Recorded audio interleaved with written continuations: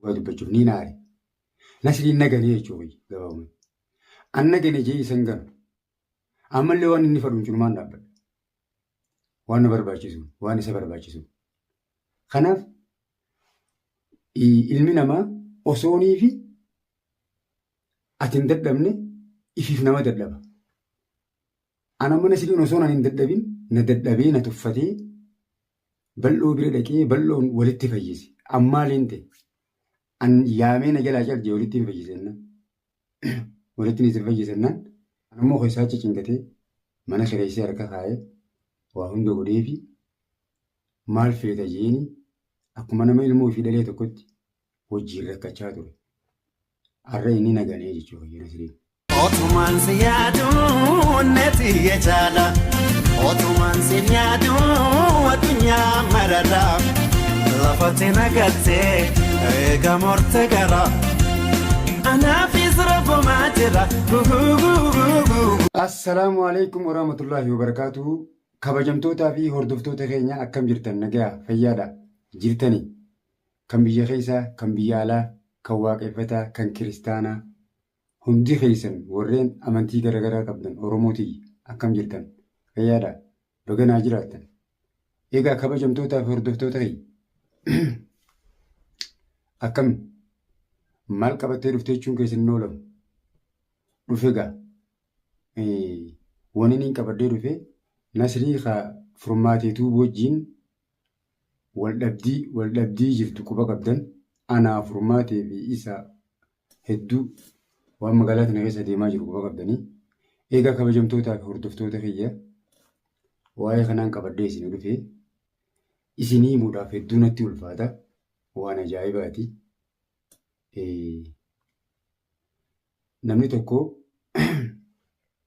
akkuma beektan namni tokko namaa wajjin wal lola walitti araarama. Namaa wajjin walillee ni ajjeesa. Ati jiruuf jireenya kana keessatti waa hedduu takkaatu jira. Waliif fayyuun akka rabbiin jaalatu. Namni nagayni hedduu bareeda. Nagayaatu waa hunda caala.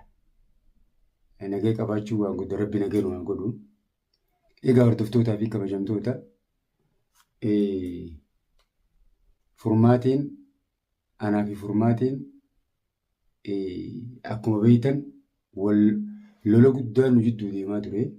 Akkuma wal dhabnetti asitti sababa Nasriitti waa hedduu takka ta'anii naa fi furmaateetu jidduutti waa hedduu takka ta'e lola guddaa nama natti bittee nama adda addaa natti fiddee hanga hordoftoonni kiyya isin cuftinuu mana kana jijjiirradhu naan jettan takkatti dhugaa dubbachuuf asitti nama na fiddee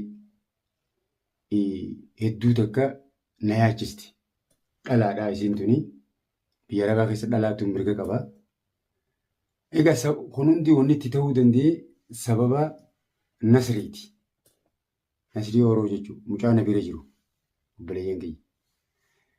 Egaa sanirraa kan ka'e waa hedduu takkaan irratti mana qobbootii fuudhee akkaan itti mana qobbootii fuudhees viidiyoo waraabee dhiyeesse agartanii turtan. Har'a immoo yookaan akka obboleessi kiyyaa tokkotti fudhadhee akkasitti deebi'ee mana san kireessee waliin jiraanna fuulduraafis mana amma keessa jiru kana istiidiyoo dogoona jennee naa fi Nasriin wajjin mari'annee mana san keessatti hin galaa inni illeen naan jee viidiyoo mamaruuf hin dhufaa mana sanatti hin dhufin akka isiin nurratti hin beeyneef naan jee akka isiin nurratti hin beeyneef anuma qofa achi jiraata. Ati immoo achi hin dhufini gaafa biraa dhuftaa naan jee nama reechiseetiin manumaan duraan jiru kanatti viidiyoo maruu jalqabe. Egaa hordoftootaa fi kabajamtoota dhugaa dubbachuuf mucaa kana amaanaa isinii natti kanne hordoftoota kiyyaan nakkanne ana caalaa amaanaa jabeessuun gaariidha. Akka rabbiin jeettis amaanaa teessan tana jabeessee osuma harkaa qabuuti. Egaa namni tokko waliin jireenya keessatti dhabuus harkatuus waa hunda keessatti waliin jiraata akkaan beekutti. jechuudha.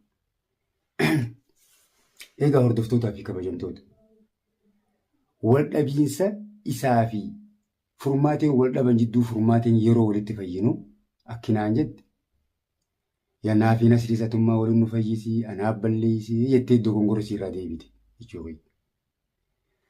Akkasitti hayyee walitti si fayyisaa mucaa fayyaa eegaa tiisa dhiiftee qaadhimaa argatte. Uummata akka rakkoon qabu jeetiin akkuma agartan qaadhimaa argattee jirti mishiyoon rabbiin irraatti fide. Eegasii mishiyoon tun dogongora sii beekte irraa deebite namni dogongorre hin jiru. Namni dogongoraadha. Akkasitti mishiyoo naafi nasrii kanaas waliif nu fayyisee jettee na biraa kutte. Naafisiin walitti eegee waliif fayyine booda jechuudha. Akkasitti nasrii dabbilbile. Nasrii naafii furmaata illee waliif fayyine fayyaan tarabbiiti hin jeen. Haa walittiin isin fayyisa na biratti as deebii mana kaan dhiisi akkanaa jeetiin mari'achiise. Hakkam naan juute nasriin jechuudha. Viidiyoon waraabne malee waan kana silaa ragaadhaa waraabuun bareedaadha. Nasriin hakkam naan juute ani sin amanuu kanaan juute ati gumboo nyaattaa ati gumboona nyaattee akkana godhattaa sin amanuu naan jee jechuudha. Aboo gumboon nyaanne duraaniis arrabbii jechaan si fudhadhee namni na bira hin jiru jeeti hoottu walittiin si fayyisaa fayyaan tarabbiiti je'eetiin kadhadhe natiti jechuudha. Mucaan haanaa hojii jiraatu malee tuffii tiyya qaba dhugaa dubbachuuf. Ani garuu waan inni nama jaaladhuuf garaa kiyya namni dafee na arga.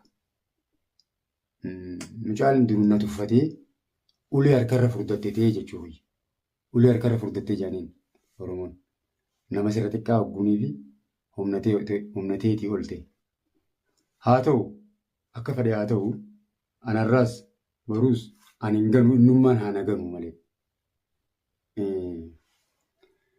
Akka itti Oromoon ijoollee hojii shuumoo nyaatanii baaqela nama duraa keessaa guurti. Akkas jamara Oromoo tana maqmaqsattu mandalee malee maqmaqsa babbareedaa qabdi. Egaa akkasii nasrii naganeeti anumaan guutuu jee na tuffatee intala sibiratti itti ifamanaayi naan jee na biraa kutee ana na tuffatee saabtichuma kiyya bira dhaqee balloo jechuudha. Balloodhaan narraa qabii mishiyootuma narraa qabii jeen akkana na gootii. Ana ammoo isaa jechaan mana kireessee intala tanaas irraa eegee isarratti waa meeqatee isarratti waa meeqa ja'ame. Hatta hordoftoota biraa gumboodha nyaatte naan jedhan. Rabbiin na arga. Yoon gumboo mishiyoo sanirraa nyaadhe jechuudha. Hordoftoota kiyya. Inni har'a waanuma hordoftoonni kiyya jiru sani balloo bira dhaqee ishii tana narraa qabii. Ji'eenii isa kadhatee walitti nu fayyisii jedhanii balloon gochumaanuu naasirraa dhorka ji'eenii naa walitti fayyisa ji'eenii isaa wajjin walitti fayyise. Fayya walitti akkatti fayyanittu garuu kun hundi akkitti ta'uu qabu silaa dura narraan dhufee haana biraan dabartee isa xuyixu dura ana bira na dhufee ana na gaafatee aboo narraa dhorkuu dandeessaa mitachee kiyyanaan jee jee dhufee anummaa waliif fayyisee bareeda ture. Garuu inni narra utaaleeti maaliif na tuffate.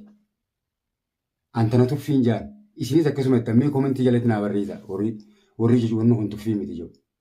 Balloo bira dhaqee balloo wajjin balloo walitti fayyise jara. An waliif fayyisuu wallaalee an walittiin si fayyisaa hoottu jeetti bilbileetiin na jalaa caljee jechuudha. Tiyya ta'uuf diddeeti balloo bira dhaqe. Baga bira dhaqe balloonis anuma. Ammoo mana hojii jiraachaa jiru harakkina isaatii fi balloo isaa amma duruu waan itti ballattee agarreen qabu harakkoo fi balloo keessa hojii qaxxaamuree wajjin jiraachuu jiru ana mataa kiyya. Ani na bira kuteeti bal'oo bira dhaqee bal'oodhaan waliin nu fayyisii jeeni bal'oo waliin fayyise jira. Ana maaliif na didi bal'oo maaliif waliin fayyise? Mee hordoftoota kee yoo naan balleesses mee komentii jala waan naan jettan isiniin beeku. Dhugaa dubbachuuf ni naare. Nasriin naganee jechuudha gabaabumatti. An nagane jee isan ganu. Ammallee waan inni fadhuun cunumaan dhaabbadha. Waan na barbaachisu, waan isa barbaachisu. Kanaaf ilmi namaa osoonii fi ati hin dadhabne ifiif nama dadhaba. Ana amma Nasriin osoon ani hin dadhabin na dadhabee na tuffatee bal'oo bira dhaqee bal'oon walitti fayyise. Ammaaliin ta'e an yaamee na jalaa carjee walitti hin fayyisennaan.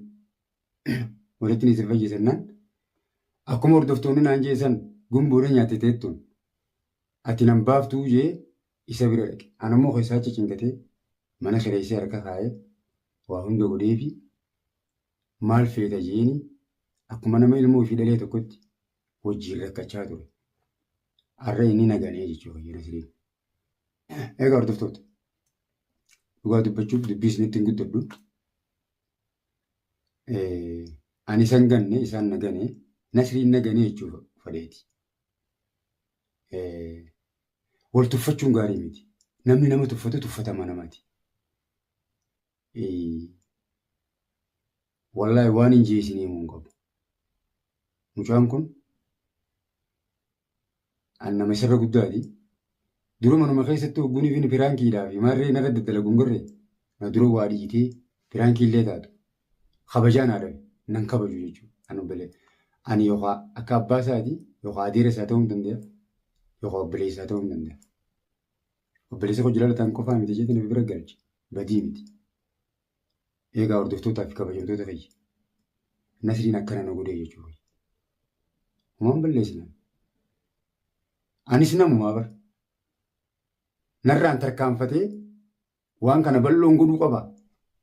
Waan ani jibbaadhee dadhabee bal'ottichi dabarti malee manguddoo biraa hidhaadhee wajjin waliif fayyisa malee hangamta kanarraa abdii dhabeeti bal'oo bira dhaqeenni kabajamtootaa fi hordoftoota fayyi.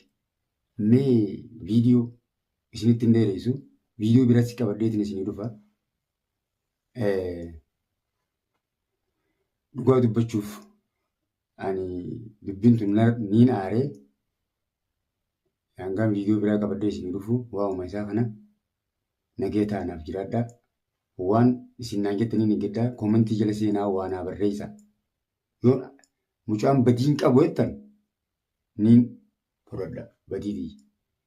Yommuu isaa badii qaba jettan nis naa barreessa waan isin naan jettanii ni geddaa. Egaa kabajamtoota hordoftoota fayyaa galatoomaa naaf jiraadhaa. Hangaan viidiyoo biraa qabdee dhufu baay'ee isiniin jaaladha.